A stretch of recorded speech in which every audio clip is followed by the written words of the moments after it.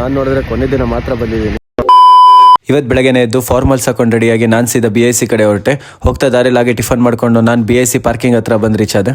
BIC ಸಲ 6 ದಿನ event ಸಿಕ್ಕಿತ್ತು. ನಾನು ನೋಡಿದ್ರೆ ಕೊನೆ ದಿನ ಮಾತ್ರ ಬಂದಿದ್ದೀನಿ. ನಾನು ಈ ಸಲ ಫಸ್ಟ್ನೇ ದಿನದಿಂದನೇ ಇವೆಂಟಿಗೆ ಬರಬೇಕಿತ್ತು, ಆದರೆ ಏನೋ ಕೆಲಸಗಳಿತ್ತು ಅಂತ ಕೊನೆ ದಿನ ಮಾತ್ರ ಬಂದಿದ್ದೀನಿ.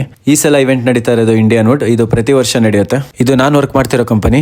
ನಾನು ಕೊನೆ ದಿನ ಬಂದಿರೋದ್ರಿಂದ ಕೊನೆ ದಿನ ಏನು ಇವೆಂಟಲ್ಲಿ ಅಷ್ಟು ಜನ ಬರಲ್ಲ. ಆಮೇಲೆ ಹಾಗೆ ಮಿರರ್ ಮುಂದೆ ಹೋಗಿ ಒಂದು ಫೋಸಿಂಗ್ ಮಾಡ್ಕೊಂಡು ನಾನು ಸೀದಾ ಇವೆಂಟ್ ಸುತ್ತಾನ ಅಂತ ಹೋದೆ. ಆಮೇಲೆ ವಾಪಸ್ ಬಂದು ಸ್ವಲ್ಪ ಸ್ನಾಕ್ಸ್ ತಿನ್ಕೊಂಡು ಒಂದು 10 ನಿಮಿಷ ಅಲ್ಲೇ ಇದ್ದು ಮತ್ತೆ ಇನ್ನೊಂದು ರೌಂಡ್ ಹೊಡೆಯೋಣ ಅಂತ ಹೋದೆ. ವ್ಲಾಗಿಗೆ ಸ್ವಲ್ಪ ವಿಡಿಯೋಗಳು ಮಾಡ್ಕೊಳೋಣ ಅಂತ. ವಿಡಿಯೋ ಮಾಡ್ತಾ ಕ್ಯಾಮ್ರಾ ಸಡನ್ ಆಗಿ ಆಫ್ ಆಗೋಯ್ತು. ಏನಾಯ್ತಪ್ಪ ಅಂತ ನೋಡಿದ್ರೆ ಸ್ಟೋರೇಜ್ ಫಿಲ್ ಆಗೋಗ್ಬಿಟ್ಟಿತ್ತು. ನಾನಂತೂ ಫೋನ್ ತಗೊಂಡು 4 ತಿಂಗಳಿಗೆ 128 GB ಫಿಲ್ ಮಾಡಿಬಿಟ್ಟಿದ್ದೀನಿ. ಐಫೋನಲ್ಲಿ ಇದೇ ಪ್ರಾಬ್ಲಮ್ಮು, ವಿಡಿಯೋ ಮತ್ತು ಫೋಟೋ ತುಂಬ ಸ್ಟೋರೇಜ್ ಹಿಡಿಯುತ್ತೆ. ನೀವು ಯಾರು ಐಫೋನ್ ತೊಗೊತಾ ಇದ್ರೆ 128 GB ಮಾತ್ರ ತೊಗೊಳಕ್ಕೆ ಹೋಗ್ಬೇಡಿ. ಇನ್ನೇನು ಇವೆಂಟ್ ಕೊನೆ ದಿನ ಅಲ್ವಾ ಅಂತ ಏನು ಕೆಲಸ ಇರಲಿಲ್ಲ. ಸೊ ನಾನು ಫುಲ್ ಸ್ಟೋರೇಜ್ ಕ್ಲಿಯರ್ ಮಾಡ್ಕೊಂಡು ಕೂತಿದ್ದೆ. ಸಂಜೆ ಬೇರೆ ಎಲ್ಲ ಹೋಗ್ಬೇಕಿತ್ತು, ಅಲ್ಲಿಗೂ ಸ್ಟೋರೇಜ್ ಬೇಕಿತ್ತು. ಇವೆಂಟ್ ಕೊನೆ ದಿನ ಆಗಿರೋದ್ರಿಂದ 3:30-4 ಗಂಟೆ ಅಷ್ಟೊತ್ತಿಗೆ ಪ್ಯಾಕಿಂಗ್ ಸ್ಟಾರ್ಟ್ ಮಾಡಿದ್ರು. ನಾವು ಒಂದು 5:30 ಅಷ್ಟೊತ್ತಿಗೆಲ್ಲ ಮನೆ ಕಡೆ ಹೊರಟ್ವಿ. ಆಮೇಲೆ ಇವೆಂಟಿಂದ ಗಾಡಿ ಎತ್ಕೊಂಡು ನಾನು ಸೀದಾ ಮನೆ ಕಡೆ ಹೊರಟೆ. ಇವೆಂಟಿಂದ ಬರ್ತಾ ಸ್ವಲ್ಪ ಪೆನ್ಗಳು ತಂದಿದ್ದೆ. ನಿಮ್ಗೆ ಯಾರಿಗಾರು ಬೇಕಂದ್ರೆ ಪೆನ್ ಅಂತ ಕಮೆಂಟ್ ಮಾಡಿ, ನಿಮಗೆ ಕಳಿಸ್ಕೊಡ್ತೀನಿ. ಮನೆಗೆ ಬಂದಿದ್ದೆ, ಸ್ವಲ್ಪ ರೆಸ್ಟ್ ಮಾಡಿ ಆಮೇಲೆ ರೆಡಿಯಾಗಿ ನಾನು ಸೀದಾ ಹೊರಟೆ. ಎಲ್ಲಿಗೆ ಹೋಗ್ತಿದ್ದೀನಿ ಅಂತ ಗೊತ್ತಾಗಬೇಕಂದ್ರೆ ನೆಕ್ಸ್ಟ್ ವ್ಲಾಗಲ್ಲಿ ಹಾಕ್ತೀನಿ ನೋಡಿ.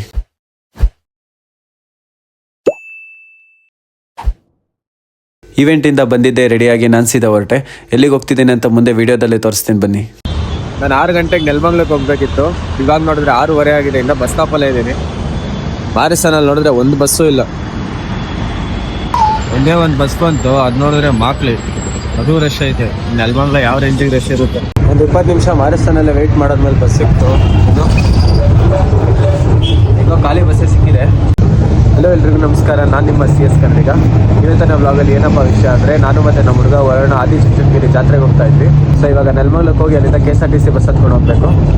ನೈಟು ಒಂದು 12-12:30 ಆಗುತ್ತೆ ನಾವು ಹೋಗೋಷ್ಟರಲ್ಲಿ. ಸೊ ಅಷ್ಟರಲ್ಲಿ ತೆಪ್ಪ ಎಲ್ಲ ಸ್ಟಾರ್ಟ್ ಆಗುತ್ತೆ. KSRTC ಈ ಬಸ್ ಅಷ್ಟೇ ಖಾಲಿ ಸಿಕ್ಬಿಟ್ರೆ ಸಾಕು. ನನಗಂತೂ ಬೆಳಗಿಂದ ಇವೆಂಟಲ್ಲಿ ಕೂತಿ ಕಣ್ಣೆ ಬಿಡೋಕ್ಕಾಗ್ತಿಲ್ಲ, ಫುಲ್ ಇದೇ ಬರ್ತಾ ಇದೆ. ಬಸ್ಸಲ್ಲಿ ನೆಲಮಂಗಲ ಬಸ್ ಸ್ಟಾಪ್ ಹತ್ರ ಇಳ್ಕೊಂಡ್ಮೇಲೆ ಅಲ್ಲಿಂದ ಆಟೋ ಮಾಡ್ಕೊಂಡು ಕುಣಿಗಲ್ ಬೈಪಾಸ್ ಹತ್ರ ಹೋದೆ. ನಾನು ಹೋಗೋ ಅಷ್ಟರಲ್ಲಾಗಲೇ ನಮ್ಮ ಹುಡುಗ ಬಂದು ವೆಯ್ಟ್ ಮಾಡ್ತಾ ಇದ್ದ. ನಮಗೆ KSRTC ಬಸ್ ಸಿಕ್ಲಿಲ್ಲ, ಪ್ರೈವೇಟ್ ಬಸ್ ಸಿಕ್ತು. ಪ್ರೈವೇಟ್ ಬಸ್ ಮಸ್ತು, ಒಂಥರ ಫುಲ್ಲು ಹಳೆ ಸಾಂಗು, ಫುಲ್ಲು ವೈಬ್ಸ್.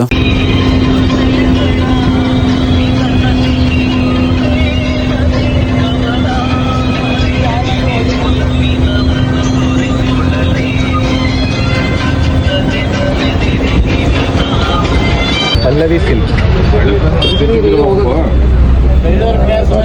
ಯಾಕೋ ನಾಚ್ಕೊಂತಿದ್ಯಾ? ಬಸ್ಸಿಂದ ಇಳ್ಕೊಂಡು ಆರ್ಚ್ ಹತ್ರ ಬಂದು ರೀಚ್ ಆದ್ವಿ. ಶ್ರೀ ಆದಿಚುಂಚನಗಿರಿ ಮಹಾಸಂಸ್ಥಾನ ಮಠ.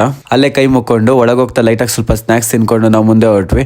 ಹೋಗ್ತಾ ದಾರಿಲಾಗೆ ಪ್ರಸಾದ ಕೊಡ್ತಿದ್ರು. ಲೈಟಾಗಿ ಪ್ರಸಾದ ತಿನ್ಕೊಂಡು ನಾವು ಮತ್ತೆ ದೇವಸ್ಥಾನದ ಕಡೆ ನಡ್ಕೊಂಡು ಹೊರಟ್ವಿ. ಹೋಗ್ತಾ ದಾರಿಲಾಗೆ ಒಂದ್ ಕಡೆ ಗೇಮ್ ಆಡಿಸ್ತಾ ಇದ್ರು, ಅಲ್ಲಿ ನಿಂತ್ಕೊಂಡ್ವಿ. ಇಲ್ಲಿ ನೋಡಿದ್ರೆ ನಮ್ಮ ಸ್ಯಾಂಡಲ್ವುಡ್ ಹೀರೋಗಳನ್ನ ನೋಡಿ ಯಾವ ರೇಂಜಿಗೆ ಹಾಕೋರೆ. ಈ ಗೇಮ್ ಅಲ್ಲಿ ನನಗೆ ಇನ್ನೊಂದೇನು ಇಷ್ಟ ಆಯ್ತು ಗೊತ್ತಾ? ಟಾಪ್ ಅಲ್ಲಿ ನಮ್ಮ ಬಾಸ್ ಫೋಟೋ ಹಾಕಿದಾರಲ್ಲ, ಅವ್ರ ಕಡೆ ಏನಾದ್ರು ಅದ್ ನಿಂತ್ರೆ 10 ರೂಪಾಯಿಗೆ 20 ರೂಪಾಯಿ. ಬೇರೆ ಯಾರ ಫೋಟೋ ಮೇಲೆ ನಿಂತ್ರು 10 ರೂಪಾಯಿಗೆ 10 ರೂಪಾಯಿನೇ. ನೋಡ್ರಿ, ನಮ್ಮ ಬಾಸ್ ಗೊತ್ತು, ಆದಿಚುಂಚನಗಿರಿ ಅವ್ರಿಗೂ ಗೊತ್ತು.